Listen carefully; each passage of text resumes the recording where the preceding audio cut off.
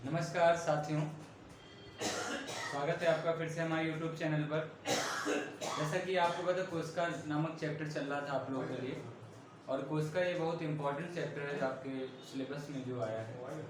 तो ये आप याद रखिएगा, हमने जो कोशिकाओं के बारे में तो बता दिया था आपको। अब इस बार जो आपको आगे वाला चैप्टर है उसमें कोशिकाओं के बारे में बताएंगे। कोशिकांग, जितने भी कोशिका में अंग पाए जाते हैं जो कोशिका से बनते हैं उनको आप कोशिकांग बोलते हैं। इस पहला इसमें साइटोप्लाज्म है, साइटोप्लाज्म जिसको आप कोशिका द्रव्य बोलते हैं। कोशिका द्रव्य कोशिका में जो आपके फ्लूइड भरा होता है, तरल पदार्थ होता है, उसको बोलते हैं कोशिका द्रव्य। और कोशिका द्रव्य में जितने भी बाकी ऑर्गेनल्स होते हैं, जैसे कि आपके न्यूक्लियस हो गया, राइबोसोम हो गया, गोल्जी बॉडी और आपके एंडोप्लाज्मिक रेटिकुलम, ये सब के सब कोशिकांग जो होते हैं ये सब आपके कोशिका द्रव्य में पाए जाते हैं। ठीक, तो आप समझ पा रहे हैं ये बात। कोशिका द्रव्य में आपके बाकी सब चीजें पाई जाएंगी। तो आप कोशिका द्रव्य फ्लूइड होता है और इसी में सब मटेरियल भी होता है, आपके जेनेटिक मटेरियल जैसे डीएनए आरएनए जो होता है ये आपके कोशिका द्रव्य में रहता है। ठीक, समझ जाएंगे कोशिका द्रव्य के बारे में। इसमें से ज्यादा क्वेश्चन तो नहीं पूछे जाते, लेकिन आप एक चीज याद रखिएगा कि प्लाज्मोडेस्माटा जो होता है, प्लाज्मोडेस्माटा, ये जो प्लाज्मोडेस्माटा होता है ये आपकी जो सेल होता है, एक सेल दूसरे सेल से जो कनेक्टेड होती है उसको आप प्लाज्मोडेस्माटा बोलते हैं। और जो कोशिका द्रव्य होता है, एक का कोशिका द्रव्य दूसरी कोशिका की कोशिका में जो गमन होता है वो कोशिका द्रव्य का ही होता है। ठीक, समझ जाएंगे आप। अब यहाँ पर आपको कोशिका द्रव्य से ज्यादा क्वेश्चन नहीं पूछे गए, लेकिन प्रोटोप्लाज्म एक बहुत ही इंपॉर्टेंट टॉपिक है।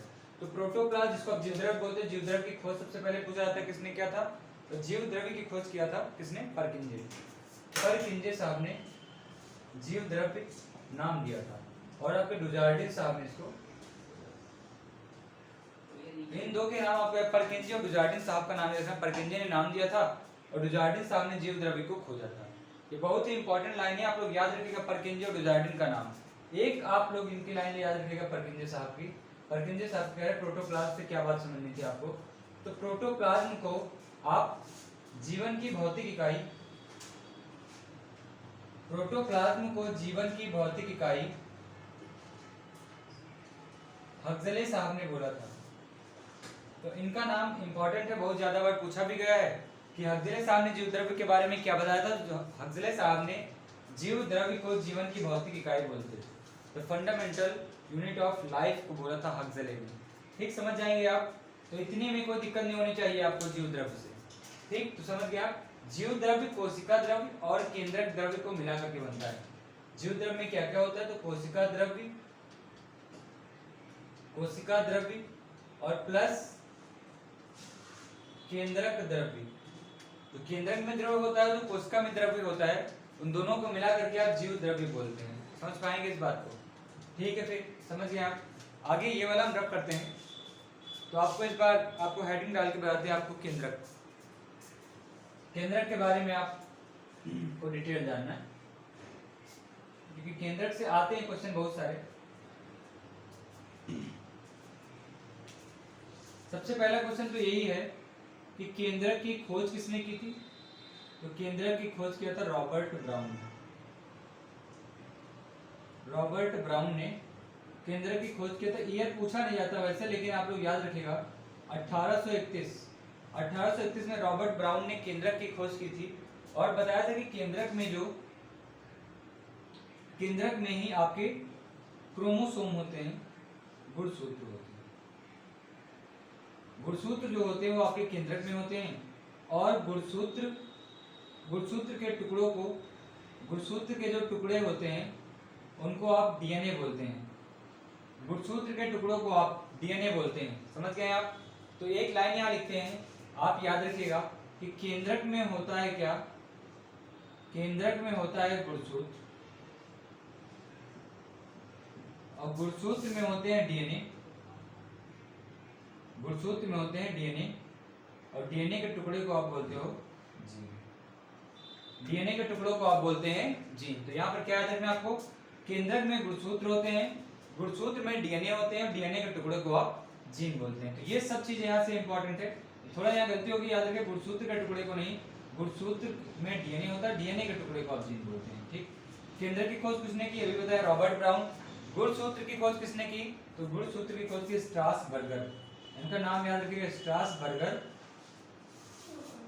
और यहाँ पर दो साइंटिस्ट हैं, एक तो स्ट्रासबर्गर, दूसरा आप बोलते हो फ्लेमिंग, डब्ल्यू फ्लेमिंग।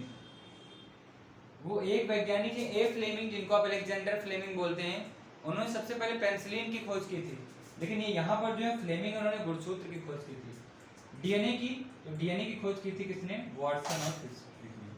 खोज नहीं, ये पूछा जाता है वाटसन और क्रिक ने क्या किया था, तो वाटसन और क्रिक ने डीएनए का द्विकुंडलित मॉडल दिया था, वाटसन और क्रिक ने। ये भी हो गया आपका। और जीन की खोज किसने? जीन को सबसे पहले जीन नाम दिया था जॉनसन साहब ने। जोहानसन साहब ने सबसे पहले जीन को जीन बोला था। और जीन से ही लक्षण जो होते हैं आपके ट्रांसफर होते हैं, और ऐसे लक्षणों को आप जेनेटिक लक्षण बोलते हैं, या फिर आप जो लक्षण एक जीन एक पीढ़ी से दूसरी पीढ़ी में जाते हैं उनको आप जेनेटिक लक्षण बोलते हैं। ठीक, केंद्र की खोज रॉबर्ट ब्राउन ने। एक बात आप लोग के लिए बहुत इंपॉर्टेंट है कि आरबीसी में केंद्रक नहीं होता है, आरबीसी में केंद्रक नहीं होता है, मैच्योर्ड आरबीसी में केंद्रक नहीं पाया जाता है। ये आपसे पूछा गया क्वेश्चन है, काफी बार का आया हुआ क्वेश्चन है। ठीक, नेक्स्ट ऑर्गेनाइज की तरफ पहुंचते हैं हम लोग। केंद्रक के बारे में आप जान गए, केंद्रक की खोज रॉबर्ट ब्राउन साहब ने किया था, और आरबीसी में केंद्रक नहीं होता है। और केंद्रक के द्रव्य को आप केंद्रक द्रव्य बोलते हैं। ठीक, आगे आपको याद रखना जो है एक इंपॉर्टेंट ऑर्गेनाइज और है, जिसका नाम है राइबोसोम।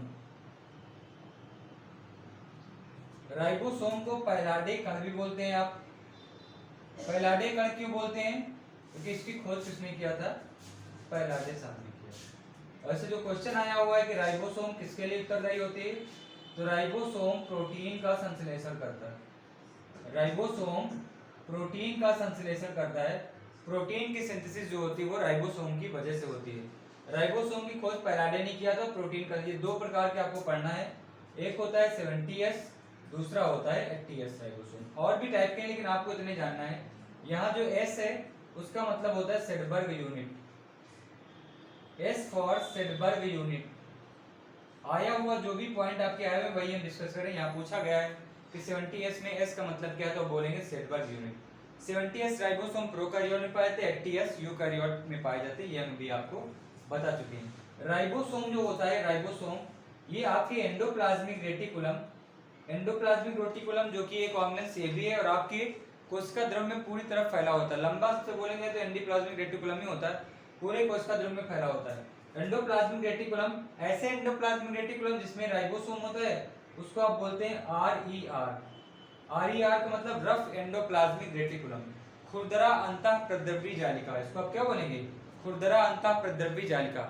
एंडोप्लाज्मिक रेटिकुलम जो होता है वो जिसमें राइबोसोम होता है उसको आप रफ बोलते हो, थोड़ा खुरदरा हो जाता है, और इसी वाले भाग में प्रोटीन संश्लेषण होता है। कहने का मतलब जो एंडोप्लाज्मिक रेटिकुलम जिसमें राइबोसोम पाया जाता है वहां पर प्रोटीन का संश्लेषण होता है। लेकिन ऐसा एंडोप्लाज्मिक रेटिकुलम जिसमें राइबोसोम नहीं पाया जाता है उसको आप बोलते हैं SER, स्मूथ एंडोप्लाज्मिक रेटिकुलम, चिकनी अंतःप्रद्रवी जालिका। और यहाँ पर जो होता है लिपिड का संश्लेषण होता है, लिपिड का संश्लेषण होता है, लिपिड का संश्लेषण यहाँ पर होता है। आप इसको भी याद रखिएगा। यहाँ से क्वेश्चंस बहुत बार पूछेंगे, खोज बहुत ज्यादा आती है, खासकर इसके वैज्ञानिकों के नाम डिटेल में आते हैं। ठीक, अगला अगर ऑर्गेनेल्स की बात करेंगे, एक एक ऑर्गेनेल्स जितने भी आपके लिए इंपॉर्टेंट है, जितना आपके लिए जरूरी है वो हम पूछते हैं। अब इनमें से सबसे इंपॉर्टेंट जो ऑर्गन है जिसका नाम है लाइसोसोम।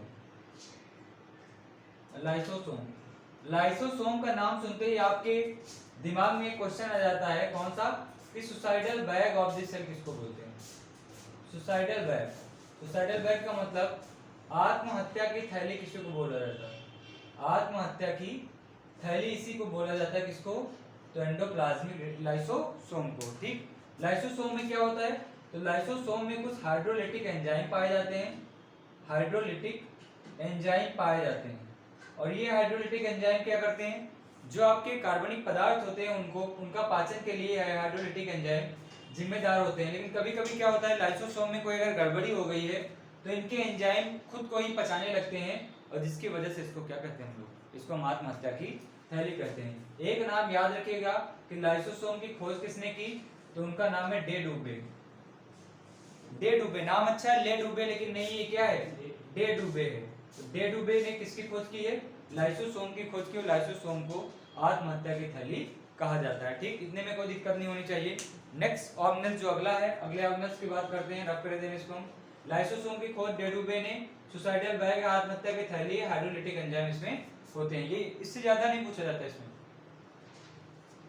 अगला जो आपका सेल ऑर्गेनल्स है, अगला नेक्स्ट जो बहुत इंपॉर्टेंट सेल ऑर्गेनल्स है, जिसको आप बोलते हैं माइटोकॉन्ड्रिया।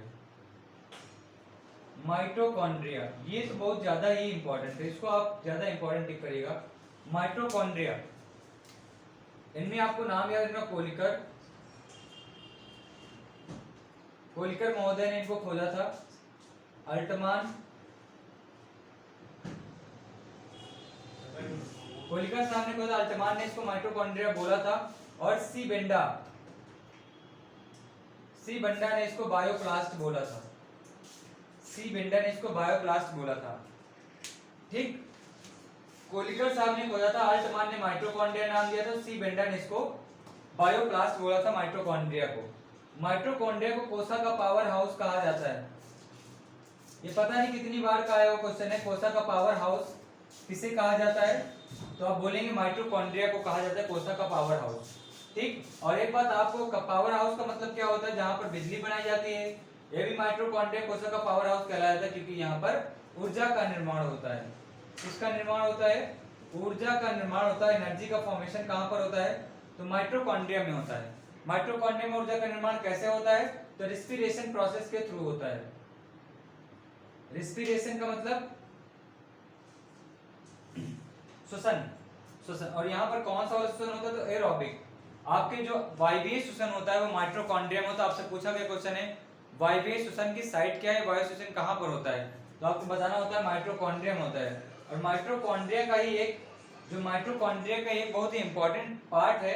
माइटोकॉन्ड्रिया की जब दीवारें अंदर की तरफ मुड़ जाती हैं, दीवार अंदर की तरफ मुड़ जाती है, माइटोकॉन्ड्रिया के अंदर की तरफ दीवार मुड़ जाती है और उंगली के प्रवृत्त के समान संरचना बना लेती है, जिसको आप क्या बोलते हैं, जिसको आप बोलते हैं क्रिस्टी।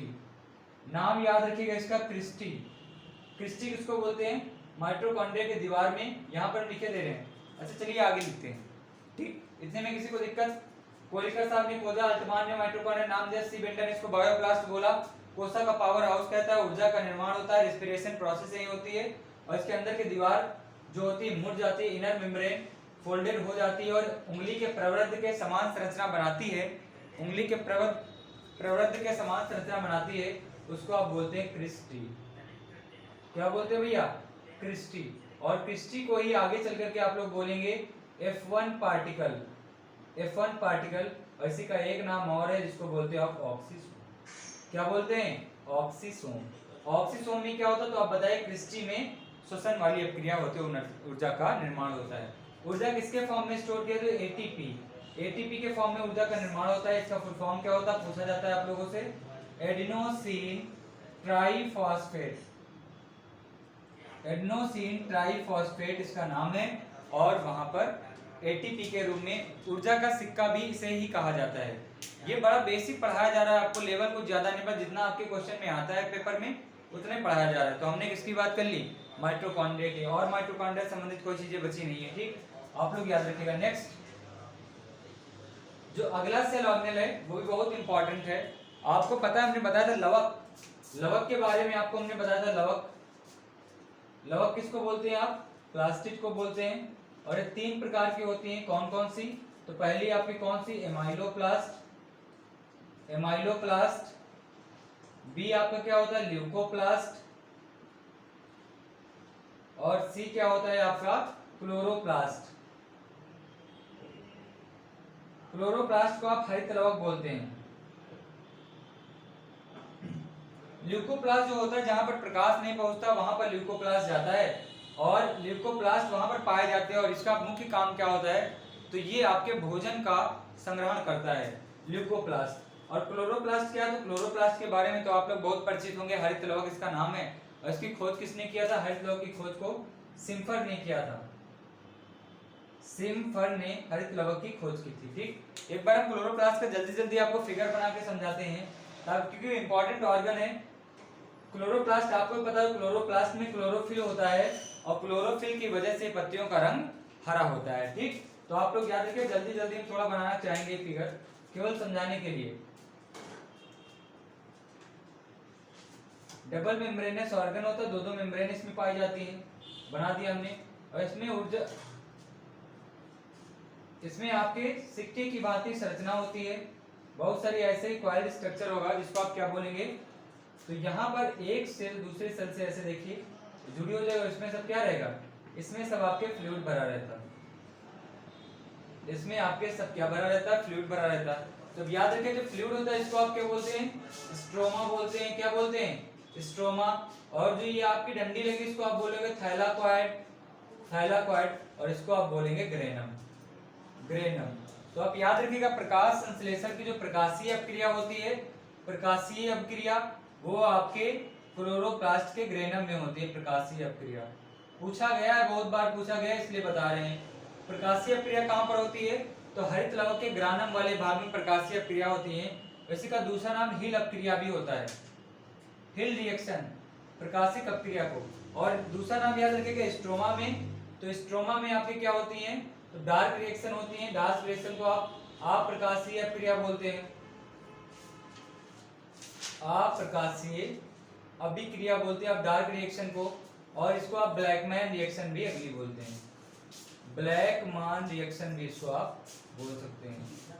ठीक, तो कोई दिक्कत नहीं होनी चाहिए, इतना आपको पता चल गया। ठीक, तो ये आपकी कोशिकांग संबंधित कुछ चीजें थी।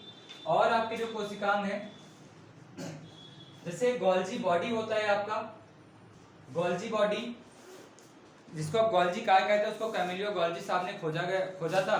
और वो आपके कुछ पाचन में मदद करता है। तो ये थी कुछ इंपॉर्टेंट बातें थी। बाकी जो इनके कोई क्वेश्चन भी होंगे वो हम नेक्स्ट वाले वीडियो में डिस्कस कर लेंगे। और इस हिसाब से आपकी कोशिका चैप्टर समाप्त हो जाएगा। 1 नंबर आप मान के चलिएगा। धन्यवाद।